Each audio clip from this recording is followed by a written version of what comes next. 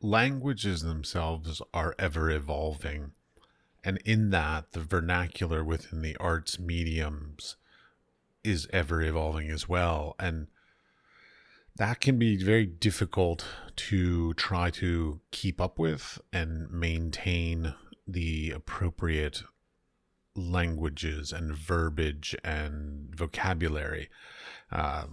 For years, I've had this sort of hierarchy. I guess hierarchy is probably not the right word. I've had these definitions of different criteria that constitute what makes something like craft versus art versus fine art.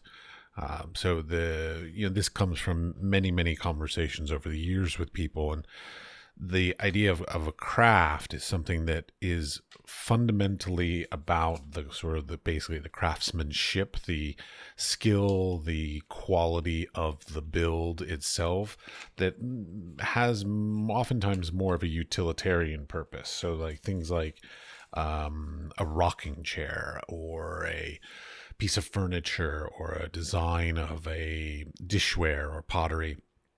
If it's about the craftsmanship, then it often falls under the term of craft, which, just to be clear, craft can be elevated. So all of these things can be variable and elevated in their respective disciplines, if you add in an additional aspect to the work. But at its most fundamental thing, a thing that is about the technique of making it and making it amazingly is more or less a craft, as my current vernacular goes. And then there's art, where art is where there is a concept behind the reason why it's being created. So take a craft, let's say a rocking chair, and if you make that rocking chair in a particular shape, size, as an homage to a particular person or something like this, or if you paint it or stain it or design it in a certain way that in some way elevates it and adds in that additional context of why did you make it, instead of solely making it for functional purposes, then that can elevate that type of thing to an art form. One of the not problems, one of my little things that sort of grinds on my nerves is in contemporary society with social media, the term art, craft, creatives, creative, and all this has been usurped by the masses. And it's you can go on to Instagram or any sort of social media and type in art or fine art, and you will get craft or art sort of intermixed, and the water has become very muddied on these topics, and that's unfortunate. And then just to go back, fine art is the next sort of level of things.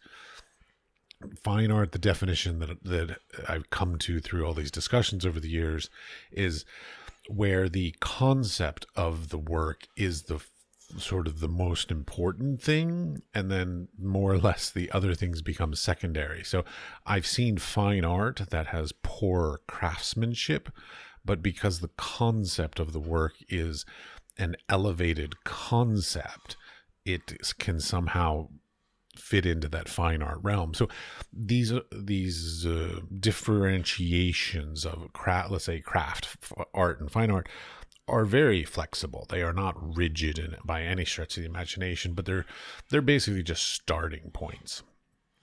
But along with that, there's things that become more difficult. Like the vernacular itself in the world is very difficult, because I was raised in the United States. I've lived in the Middle East and in Europe, and just a simple thing like trying to think, like granting or artist residencies, they often have different vocabulary.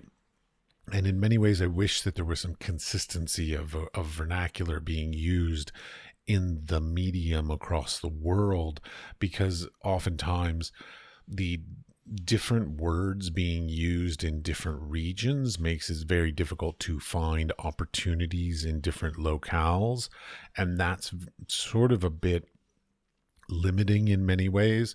It's one of those things that I understand every language is different and every language has its little nuances. But in many ways, I wish the arts industry could come up with its own vernacular. Because, like, if you go to any corporation or international business, they will have a common language so that whether you live in Europe or America or the South America or Africa, that all these businesses can talk to each other because they're using a common language, a common vernacular. Whereas in the arts, very sort of fundamental parts of it are very different in their terminology.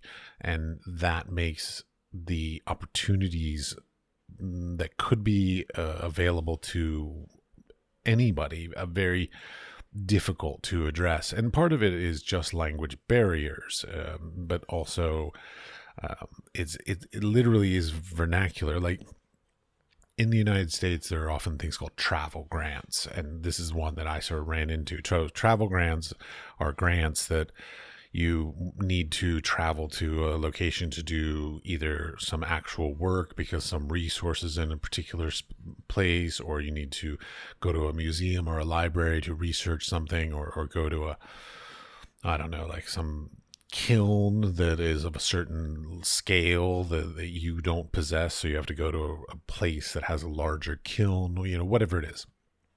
And that's a travel grant. You need to travel to accomplish the goal that you are setting out for with the grant. However, in Europe, that's referred to as a mobility grant. Now, I only know that because I lived in Europe and live in Europe. But if I was in America and I wanted to come to Europe and do a travel grant, I wouldn't know how to search it online because I would type in travel grant. But unfortunately, mobility grant is the terminology that they use here. So it's really, really hard to, if I'm even in Europe, if I want to try and find grants in Africa or in Asia, like a lot of the vocabulary and the terminology is very different and specific to the region. Part of it is, Google Translate translating things incorrectly. So like if I typed in travel grant, it might not find anything relevant to that in Southeast Asia, because in Southeast Asia the word for travel grant translates to something else. So I mean, part of it is the system itself that makes it difficult, but part of it is just a lack of consistent vernacular that we cannot all agree on, and that makes things harder than it should be. To a certain extent, my feelings are that being an artist and choosing to be in the arts industries is difficult and challenging and scary and intimidating and everything else already. And adding additional layers of difficulty, I think is detrimental, because I've known many people who are amazing artists but are unable to figure out these techniques and these systems to become successful, and to a certain extent they end up giving up and not continuing to produce because the system itself doesn't lend to the way that they work. And that is a very unfortunate situation that I see all too often. Like in Europe, how do I explain this? All right, let me think about this. In America, well, traditionally, I guess things have probably changed a lot in the past 20 years. In the old days, me sounding like a curmudgeon again, but in the old days, the quality of the work was the first thing, and then the text that you write with it is the secondary thing. So you have to make amazingly interesting and engaging work first, and then the text is just a support device to give additional context. It seems that these days it is sort of shifted a bit the other way, and that the text is in many ways more important. And I don't mean like 100% important. I mean like it's now gone to like 60% text, 40% work. kind of a comparison, not just, 70% work, 30% text, kind of a support role that it used to hold. And so therefore it's one of those things that trying to come up with ways to express yourself. So utilizing words with in support of contextualizing your artwork has become exponentially more important than it ever has been in the past. And in many ways that is helpful, because a lot of times, expressing what you want to express in your art is inherently difficult, and getting it through to the viewer and the participant in the arts is often very difficult. So having the ability to offer additional context is excellent, but it adds a new layer of difficulty, because we as artists have to learn to not only make our art, but also learn the right and effective vocabulary and written capabilities to be able to explain our work that I have been railing against for years.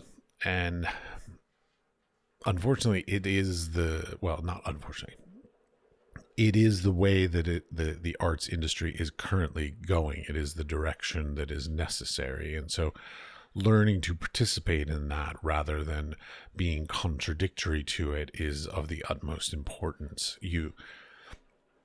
Being I'm going to rage against the machine, I'm going to do it my own way, is valid. I love doing that. I have done most of my life. However, there is a certain amount of, I will rage against the machine in certain ways that allow me to still be able to do what I want to do, but I also will play the game in certain ways. And part of it these days is learning how to use the algorithms and the text-based necessity, because this text-based necessity within the arts has come about probably starting in the early aughts, really, because when websites started to become a thing, search engines couldn't find images. You needed to add text, you needed to add context, you needed to add ways for search engines to find you. So whether you're talking about the algorithm that is social media or the algorithm that is search engines to find your work on the internet, it doesn't really matter. You still need context and text to be able to make your work accessible. And so this goes back to the common language, because to a certain extent we as artists need to make our work approachable. So like when I'm sitting down thinking about my artist statements or even my search engine optimization text that I will put on my website, I have to think about, I want my work to be perceived in this particular kind of way. However, people don't look for those kinds of terms. So like I could put in, I don't know, romantic, sentimental, these kinds of words, but these are big words. These are not words that people do Google searches for. These are not words that people type into Instagram. So like, on the one hand, you want to, or I want to, but I'm saying it for you also, I want people to be able to find my work, and I want people to be able to find my work for the reasons that I made my work. But there needs to be a bit of a allowance for that barrier to entry to get people who may not have naturally had the vocabulary to look for my work with the high art words and the pompous terminology, and make it so that they can find my work through simpler ways. I mean, I've been sitting back and doing search engine optimization recently, and I'm putting down simple things like large scale artwork, red artwork, blue artwork, very simple things that, whether if it's a print, just so, art print. So while we all want to think we are elevated in our artwork, we do have to make our work accessible in many ways, especially, I mean, I should be clarifying all this. Like, all of this means if you want to exhibit your work, if you want to sell your work, then these are the kinds of things you need to think about. Now, if you don't want to sell your work and you don't want to exhibit your work, you don't need to think about any of this stuff. Just make your work, put some pictures up, hope some people like it. But if you want to try to find some amount of success in modern times, I guess I shouldn't say modern times, because actually that's past, in contemporary times, you have to put the work in. You have to allow for some amount of compromise. Like, you sitting back and just expecting the arts world to come and find you will not work, ever. You have to at least meet them halfway, if not, put in maybe like 75% of the effort and then hope that they'll do that last 25% to sort of bring you all the way in. But the idea that, the old saying of like, you're not going to become famous sitting on the sofa is pretty much true. Like, you really have to get out and actually put yourself in the situation and allow for the opportunities to arise. So as much as I'm the kind of person that like really loves just being my thing, and everybody else needs to sort of learn to accept who I am and what I do, there, age and wisdom has given me the hindsight and the perspective that there is a certain amount of, and to be clear, a certain amount of compromise that needs to happen. You need to be willing to do some of these things that we all hate to do, like write about your artwork and do all these other kinds of things that are very disheartening in many ways. Like the fact that we have to do all of this, but it's important. But again, going back to the vocabulary of it all, it's very, I feel like it's very important that over time, we as an arts community try to come to some amount of similarity in our vocabulary, because again, if somebody on Instagram is doing, I don't even know, some horrible tacky thing, and they tag it as fine art, that has now lowered the term fine art to include that, and so therefore it no longer possesses that sort of pompous, arrogant title of being the thing that sort of is more institutional and museum oriented, but now is a decorative thing that somebody did in 5 minutes for Instagram.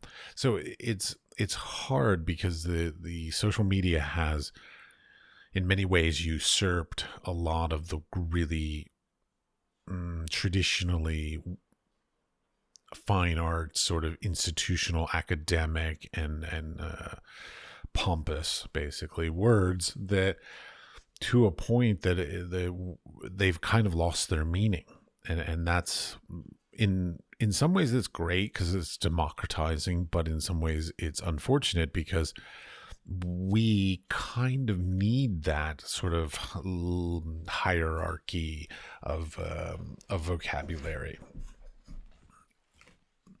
I know. Yeah, that sounds really pompous when I say it like that, but it's true. We need it. I mean, it's basically like, it's just like Yelp reviews. Like if you go out to a restaurant, or maybe not, nobody uses Yelp anymore, but you get the idea. But like reviews of a restaurant. So like if you go to a restaurant and one person says 3 stars, one person says 1 star, one person says 5 stars, the average will be 3 stars. It's great. So it's like if people look at a piece of art and one person gives it 1 star, and one person gives it 5 stars, and one person gives it 3 stars, then that kind of gives it a good average. So that democratization is great, but the way that worked was because of a multitude of input from others. And I think this is part of the problem. Wow, this is going to get really bad. But this is part of the problem with social media, is that going back to the idea that art can often be better defined by others. So if I put out something on, let's say, social media, and I say fine art, well, somebody else might disagree with that. And that somebody else might be a very influential curator or a very influential museum director or a collector or any of these kinds of things. And if they disagree with my characterization of it as fine art, then I've done a disservice to myself and to the word and to the language itself, and probably even to the industry. So there is that idea that basically the merit or level of quality that your artwork possesses oftentimes needs to be defined by others rather than by yourself. That Instagram and social media has contradicted, that makes this sort of play back and forth. Because like when I post on social media, I want to put fine art so that people looking for fine art will find my work. But it's not really my place to call it fine art. And that's really hard. Like, I'd like to think it's fine art. I'd like to think it's fine art even under my definition of fine art. But it's not really my place to do it. Now, don't get me wrong, I do it, but I'm always a little trepidatious whenever I am posting it and I put that on there. I'm like, is it really that? But it is really that. And I need to sort of just embrace it. But this balance of like who decides the merit of your artwork is a very interesting topic that maybe I'll get into some other time, because all too often I will look on social media and I will see things that people like literally tag as like art, fine art, art gallery, art museum. And I'm like, this work is some craft project that you're doing at home. It is none of those things that you tagged it as. But because of the democratization of it and the usurping of the language, they can now sort of call themselves and say anything they want about their work, which is great. But it gets back to the fundamental idea of like the thing that we all need to think about when we're creating our works, and even also when we're thinking about the text that we're going to add to our work and how we are going to exhibit it or express it to the world, is we need to think about not just what it means to us, but sort of it's why. Why is one of the most important things in the arts that I cannot emphasize enough. What I often say to my students is, why have you made that work, and why should I, as a viewer, be engaged, sympathetic, empathetic, compassionate, moved, emotionally affected, whatever kind of thing you want to say. Why should I care about the work?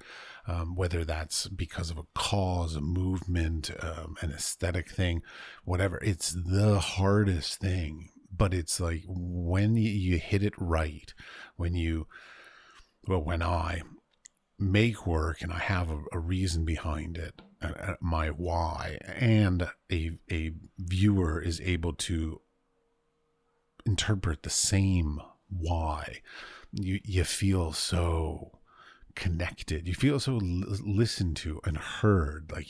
I love that I was able to connect with somebody else in such a meaningful way based around this thing that more or less like we share. And that's such an impactful experience. And just mind you, it's rare. In my 30 years of doing art, I'd say it's probably happened maybe 3 or 4 times. Like, it doesn't happen very often, but boy, when it does, it is incredibly impactful and memorable, and a highly and I'm still to this point sort of chasing the dragon, trying to make that happen again and again and again because it was so strong. So this need for common vocabulary is very important across the board because it's not just used in the internet and search engines, but it's also used in museums and then even in books and art historical documents and libraries. I mean, yes, I know language evolves and changes over time. That is just common knowledge. But if we can try to find a little bit more common language, it will probably be easier for scholars in the future to be able to look at our time period in art making and have a bit more of a concise idea of what was going on throughout the world. Because back in the day, let's say there was like the Dada movement and the Cubists and all these other movements. They were able to put them together through both the work, but also the things they wrote about their work.